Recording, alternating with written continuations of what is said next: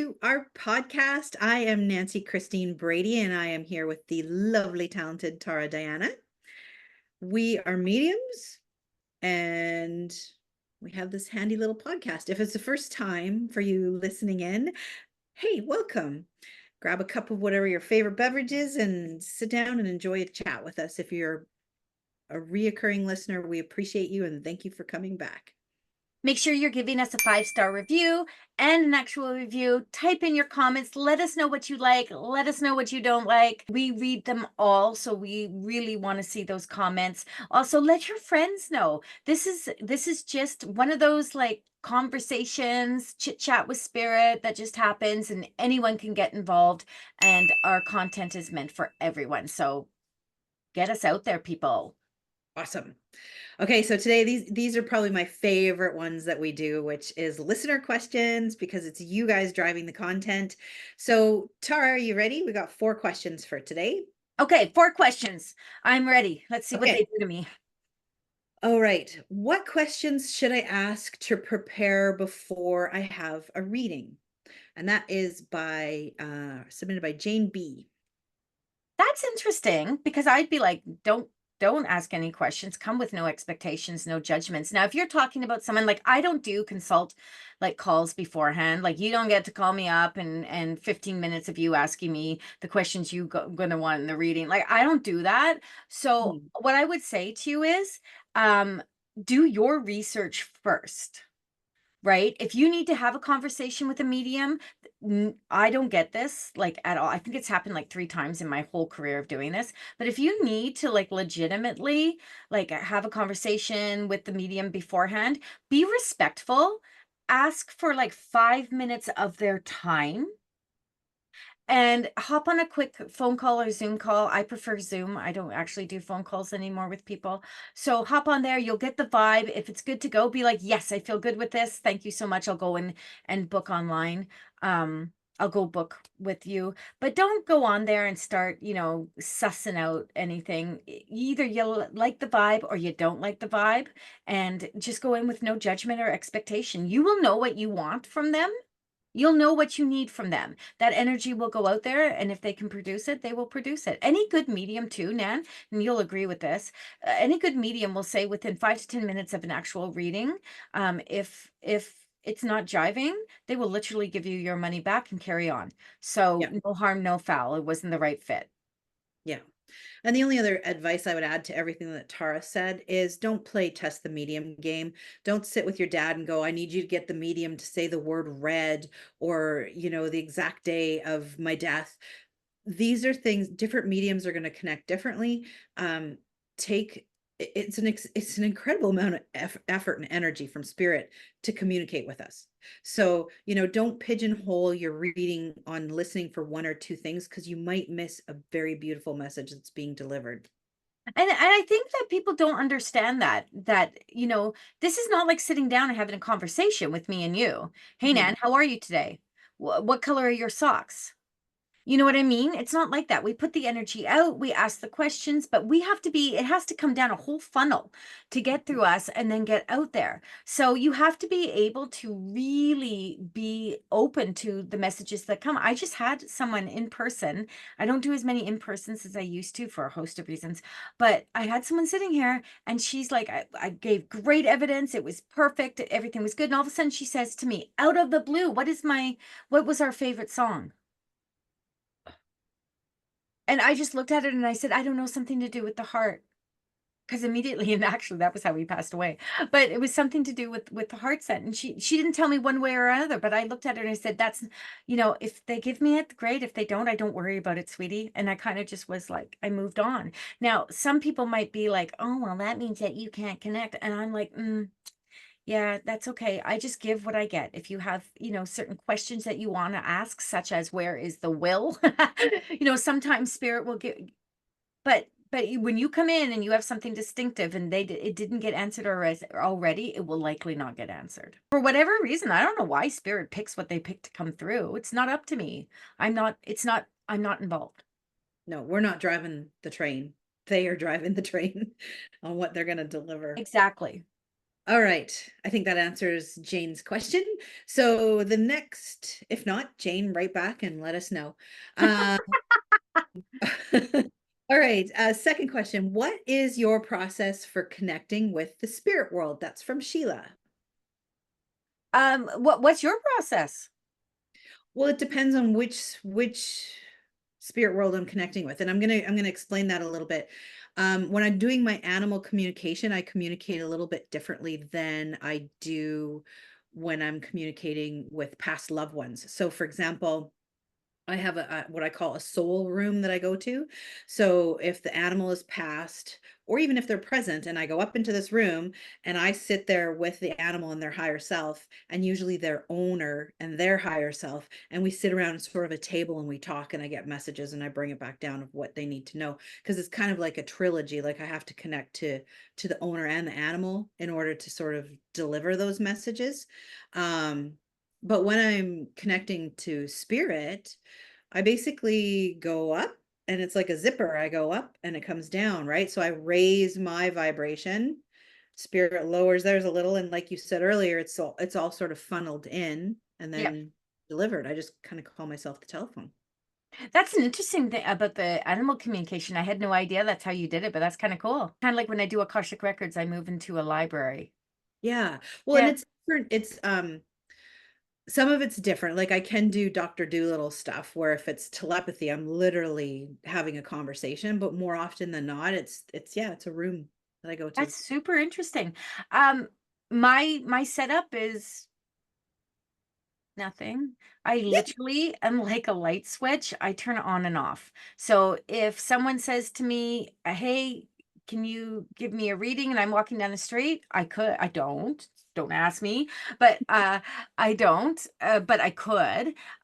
You know how some people like when we do message nights. Every medium has a different way of getting into their power, right?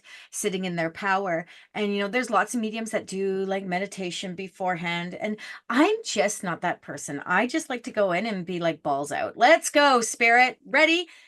Here we go. And so that's how I don't have any expectation. I know that when the people show up, it is what it is. And we just come in, they sit down. I might take a breath. I might kind of clear the space a little bit and be like, oh, that's a lot of energy. Let's kind of tone this down a bit. But as for calling in, I don't do any calling in. The one thing I do that I mention a lot is sometimes when I get up in the morning, I'll quickly look over my day. Like I only read on certain days. And Mhm. so I will look at the day and be like, okay, Susie Q's coming, Jeremy's coming, Paul's coming. And I'll just put that out there. And sometimes I will get a message before they even come and I quickly remove them. I don't know why I do that. I think I do that more to see who's coming, when they're coming, how much time I have in between. But sometimes that sets up for spirits to start coming through. Agreed. Yeah. And you've been doing this work a long, long time. Like, so, and for those of you who don't know Tara, she can't sit still. So it does not surprise me, the whole sitting and zenning and meditating. When I first started, I definitely did all of that. But now that I've been doing so much platform work with you, you got to be ready to go when Tara calls it. You got to flip that switch on and go because that's what we're doing. But yeah, I occasionally will have spirits kind of tap in before and go, hey, and it's like, nope, not time yet. Come back when it's time for the reading. But yeah, I literally envision that closed, like a sign that says closed. yes, Something interesting that I'm going to say to you, talking about how I do move around. Like you'll watch me now. I'll play with my hair the whole time, right? It's just a Tara thing. This is how she does. But I also, if I have to sit on platform or I'm teaching something, I tend to cross my legs and I'll jiggle one of my legs, the one that's crossed over. And it's a subconscious thing. It's not like I need to do this. It's just a subconscious thing I do. And I've had two people say to me, "You need to stop doing that. It bothers me." really. Yeah, it's distracting for me. And the second time the first time I was kind of taken aback a bit. I was like, "Oh, sorry, sorry, don't want to take you out of your meditation." Like, sorry. But the second time they said that to me, I looked at them and I said, "Oh, you know what? This is just natural for me. Sorry, this is just how I am when I'm in the midst of doing the work, and hopefully you can find a way to maybe look up, not Were they focus on my." were they beginners to the world? Because I Yeah, they pretty much were. So yeah, they're hyper focused on everything around rather, because I know that sometimes a lot with beginners, then they're trying so hard to connect and get in the zone that there can be those subtle distractions. So Yeah, interesting. that and that's for sure what it was. And but I had to stand like kind of my ground there and be like, I'm not going to hyper focus my mind on am I shaking, am I not shaking? Because Yeah. that takes me out of my power. Yeah. But I did put out to spirit. I'm like, okay, can you maybe tone it down for me? Is there something that my, you know what I mean? And I don't know if it did or didn't, and it didn't bother me after that. But yeah, it's one of those things. I think that sometimes people, I get it that it was distracting for her, but her focus needed to shift. So it wasn't so much about me having to stop, shaking my leg. It was more about, baby, you're not focusing on the right thing. You need to step back and ground and realign. Yeah. Yeah. Wow. Personal opinion on that one. Totally. Well, there you go. Sheila, that is the how we connect in 3.5 seconds or less. Let us know if Literally. that. Literally, Yeah. that's it. Light switch on, light switch off. And here, Nan, can I add something to that, please? I Yeah. just want to say this. I really feel that it's absolutely beneficial for you to learn how to move in and out of spirit with ease. So, learning all sorts of ways, like I said, all the old school mediums do the meditation beforehand, put themselves into a place of comfort and ease. I appreciate that because sometimes that higher vibration can be disconcerting for people that are doing the work. Everyone does it differently. So, but when I teach, when I mentor people how to move into spirit, I want them to be able to move in and out of it with ease so that they don't have to spend a ton of time, coming into this space or coming out of the space, that they Yeah. have the tools and the ability to move in and move out and move in and move out. This will also help you in the beginning for sure. When you come across a place like for me, hospitals, cemeteries, schools are very, Yes. very, very busy. Like I even had a bit of a moment at the fireworks in downtown at Stanley Park, English Bay, when we went down there. I don't usually put myself in crowds like that. Concerts I'm fine with. I don't know what that is. But anyway, but I don't usually put myself in that kind of situation just because more of a humanist anxiety, making sure I can find my way out the door, that kind of thing. But I just feel it's really empowering when you're able to take control of that and just be like, okay, I'm going into a funeral or a celebration Yeah. of life. And I can walk in there and I'm just completely in my power, not in my power to connect to the spirits, but in my power to be able to be human and facilitate the energy there with my humanness. Yeah. Because once someone knows you're a medium, and that you connect, they have questions or they want you to, are you seeing them? Are you seeing them? Are they here? And you're like, or hospitals. Yeah.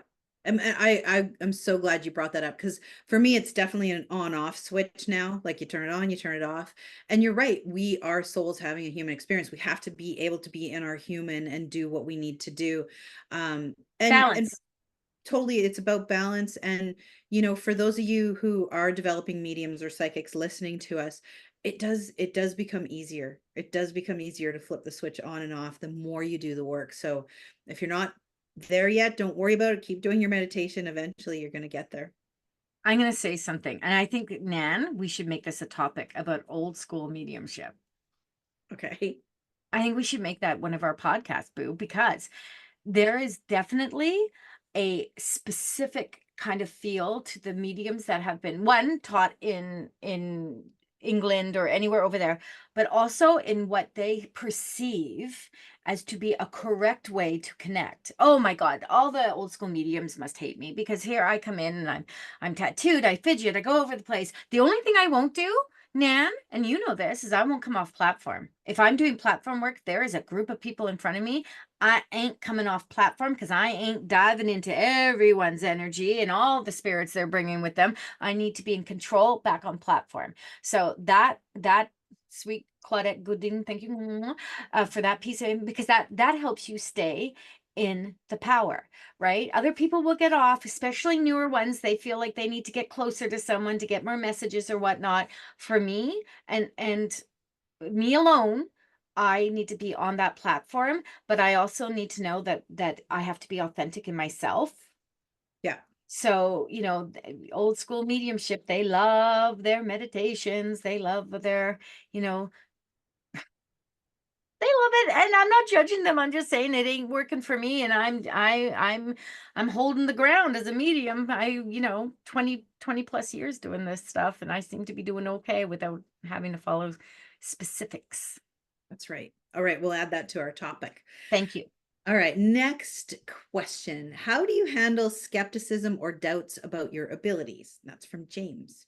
I don't know if we talked about this in another episode, but again, recently someone came into the home. It was a woman who'd lost her husband, and she brought his nephew, who he was very close to. Now, apparently he was a skeptic. He was such a nice guy, good looking too. Oh goodness. Anyway, that was a bit distracting. But they came into my space, and they brought this little wiener dog with them as well, which was so cute. But she kept saying he was skeptic. He kind of low key played it, but I let it get into my head Oh that no. he's a skeptic. So all of a sudden I start doing this like proving thing, which I was given the messages, but I kept looking at him almost like I was looking at approval. And all of a sudden I heard in my mind, stop it. And I felt like my guide, I have a specific guide I work with. If you know, you know, Tony. But I was like, okay, because all of a sudden I realized I was given a reading. I was given a good reading, but I was hyper focused on getting approval all of a sudden. Fuck Yeah. that. Hell no. No, no, no. So normally skeptics don't do a single thing. I can't even tell. I'm just like, I give the message and whatever. But because she kept going on that he was a skeptic and, oh, he doesn't really believe in this. And he said to me, he's not going to say a single thing and he's not going to feed you anything. And I was like, I feel like she did exactly the opposite of what she was trying to do. And I got niggled. Yeah. I was niggled, man. A nickel nan. Well, normally, so I was telling Tara before we started recording this podcast, I got trolled on YouTube, and Oh, baby. there was so much hatred. I deleted it and I moved on, and it was Good girl. okay. Good girl. But in person readings where I've had skepticism or doubts, it's not my job to make you believe in this. My job is my agreement with spirit. If you want to come and you want to have messages and you want to hear from your loved ones, I'm more than willing to do that, but I don't play test the medium game. Mm, I've ended a reading before me where, too. Me too, baby. yeah, they've been like, well, I need the date, I need our favorite song, like you referred to earlier, or something like that. And I was like, no, we're not. If you are here and you're open to receive messages, 100% I'm going to deliver those. But um there is the other side where it does feel good when you win over a skeptic. So like I've had people where they've sat with me and at the end they're like, I was a bit skeptical because I've never had a reading, but wow, I'm a believer now. And I'm like, yes, because that's like, That's it. That makes you feel good. And there's been tons of times that I gave a reading and I was like, I don't think this person could take a single thing I said. Like I came out of there feeling, and they'll be like, that was great. Thank you so much. And like genuinely being like happy. And I'm like, okay, Tara, get that fuck out of your ego. Sorry, I've been swearing a lot in this one. Get the fluff out of your ego. But do you know where I learned how to take skepticism and just shove it like just shove it is doing platform work, specifically at the Spiritualist Church in Burnaby, the First United Spiritualist Church.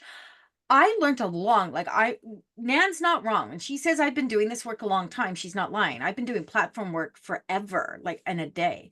And so when I will never forget, this man had brought a woman with him, and usually it's the woman dragging a man with him to this, yeah. but this was the opposite. And he was in the front, and I'd given this woman this big long message, and he was all in. He's like, mm-hmm, mm-hmm. And she was like, and for those of you, that can't see me because you're listening to this, I was literally like blank face, just like nothing. She wouldn't acknowledge anything. And so I just said to her, if this doesn't make any sense to you, please put it on the shelf. You'll understand it later. And bless this man who literally came back to the church afterwards, found my business card, and called me and said, I want you to know, boo boo. He didn't call me boo boo. I'm calling myself boo boo. He said that you were bang on with her. She just couldn't take it. She didn't want to be there. She was kind of under duress there. And I was like, why would you bring someone that doesn't want to be there? But none of my business, not my story. Um, and he says, I just want you to know because I think it's only fair you know. And I was like, well, thank you so much. So that showed me that people come with, like I said at the beginning, don't come with expectation, don't come with judgment. You can, I hope that my mom comes through, but that's cool. Put out that energy. Mama will hear you. Mama will come through. But don't have judgment of what a good message is and isn't, what Yeah. good evidence is and isn't. Yeah. Because for everyone it's different. There are people that give names and give dates. I'm the person that gives more characteristics, feelings, how I feel like they had cancer. I feel like I'm that Yeah. medium. If a name comes up, hallelujah, amen, let's go. But you want to be skeptical about something, you get to be skeptical. I'll prove it wrong. But if you're in there and you're hardcore, this is it. This is the only way that she can prove to me that she's not bullshit. That's your problem, not mine. That's a you thing, not a me thing. Yeah. Well said. I similarly, it kind of ties into our first question.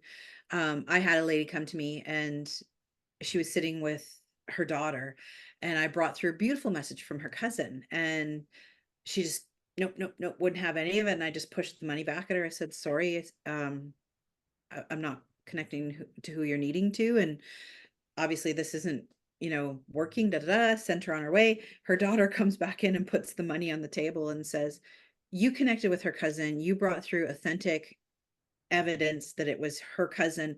She didn't want to hear from anybody but her brother. And I said, oh, I'm sorry And for that's the, not your problem. I said, well, that's too bad. And she says, no medium has been able to bring her brother through. And she's like, you did a great job. And so I love that you said that. Like, it's not our problem. So if you, like, returning to the first question, if you come in open and you are ready to receive beautiful messages, you're going to receive them. All day, every day. And here's the other thing, her brother doesn't have anything to give at this time. Yeah. There is a reason that her brother is not coming through, Yeah. right? You may go to one medium who brings through, how many times have you gone to him or heard a client say, "Oh my God, my grandmother always comes through," Oh, right? yeah. Because Yeah. grandma is obviously got a lot of energy towards this individual, has a lot of things that they want to say, has wants that connection for themselves and for this person. That grandma has to want to come through though. Yes. We Yeah. cannot drag them kicking and screaming. Quick, speak into my funnel. We need to hear you. Damn you. Come. It's not like that, right? It's not like that. And I think people really who aren't spiritual or aren't into the metaphysical, they can get very confused by this, which is another reason that people tend to, go to psychic fairs and they'll go see like 8 psychics or 8 mediums or a mixture of them all and top it off with a energy healing from 3 people. Yeah. And really in the end, they haven't gotten anything that they really wanted to because mostly they're just looking for someone to do the work for them or a specific message and they'll just keep going till they find it. Can I tell you one feel good story I had when I first came out of my dining room and I started doing psychic fairs? Yeah. And I had this girl, and I was doing a reading for her, and I brought through her grandmother and one of her spirit guides, and I gave her these beautiful messages. And then she went and sat next to this veteran medium who had been doing these fairs for years and years and years. And I didn't have anyone sitting in front of me. And oh, well, yeah, Nancy just told me that. Yeah, Nancy just told me that. Yeah, Nancy just told me that. And I was like, yes. That's a win. Yeah, it felt good. I'm like, okay, we're hitting the mark. And it was, but again, grandma had the same messages to deliver from the medium sitting right next to me because she Right? didn't have anything new to say, right? No, no. Fair enough. Okay, so now I get to tell a story, and it's a bit of a different feel good story. It was just like a confirmation thing for me. So I had a client that usually sees a medium. She's an elder now, quite an elder now. And so she hasn't been around very much for a number of years. I would say to you 7, 8 years since she's been really around. And I this makes me laugh. So he decided to come to me. He had a good vibe. I was going to become his medium. Okay. Okay. So Yeah. he was coming to me and he was coming, and he was having all these issues with these bites. He was showing up with all these bites and he kept saying, I think I have bed bugs.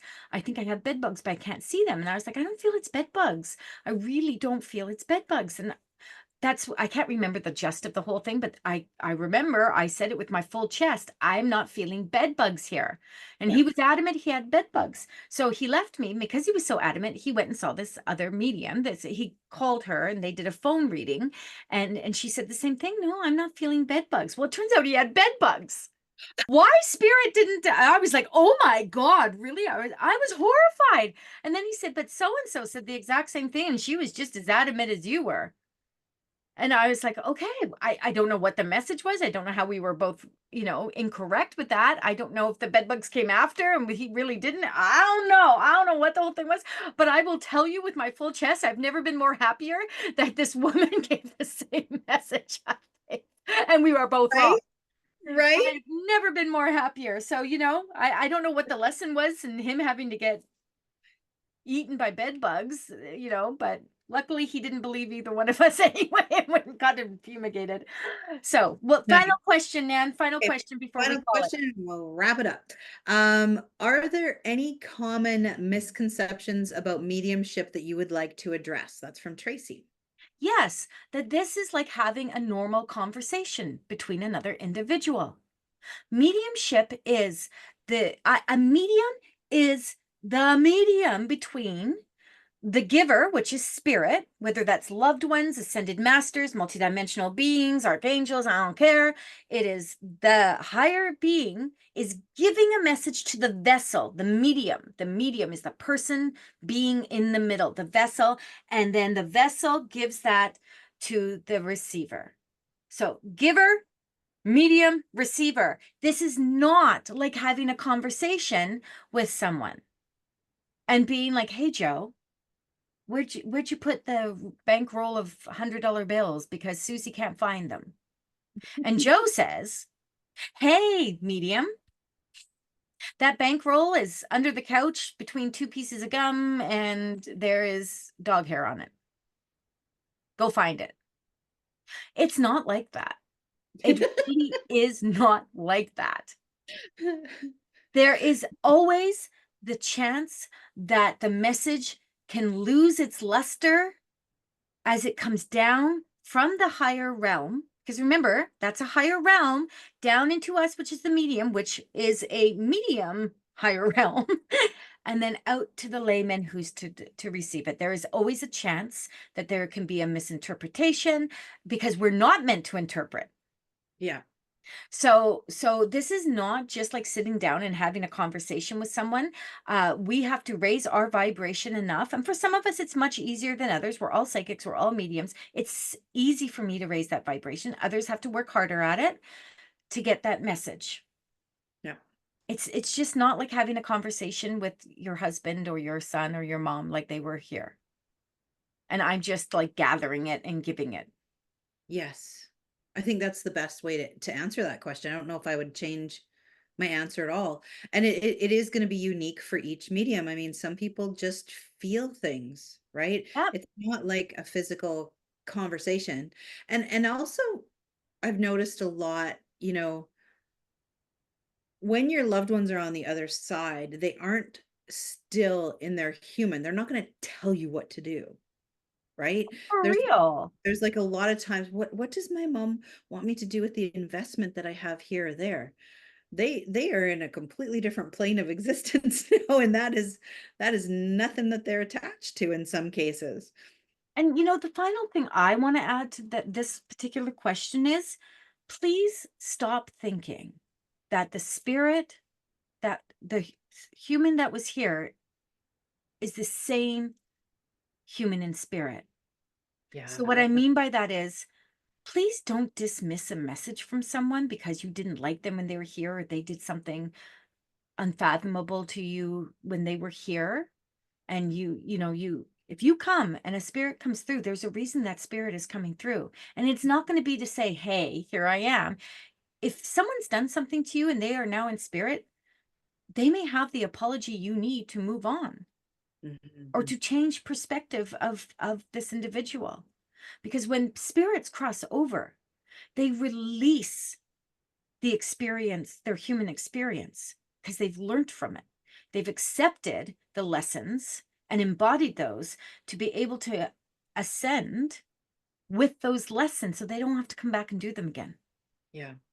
So they will come with forgiveness. They will not come. I have never had a spirit come back here and be like, fudge you, Nancy. You were a shit person when I was here. You are a shit person now. And I'm in spirit going, shitty, shitty, shitty, shitty Nancy. And on that note, And this is why people follow us.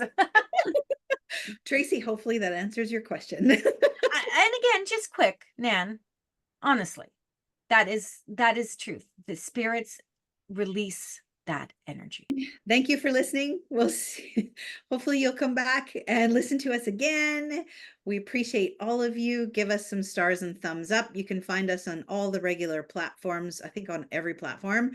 Tara is at Spirit Essence by Tara Diana, and I am at Nancy Christine Brady.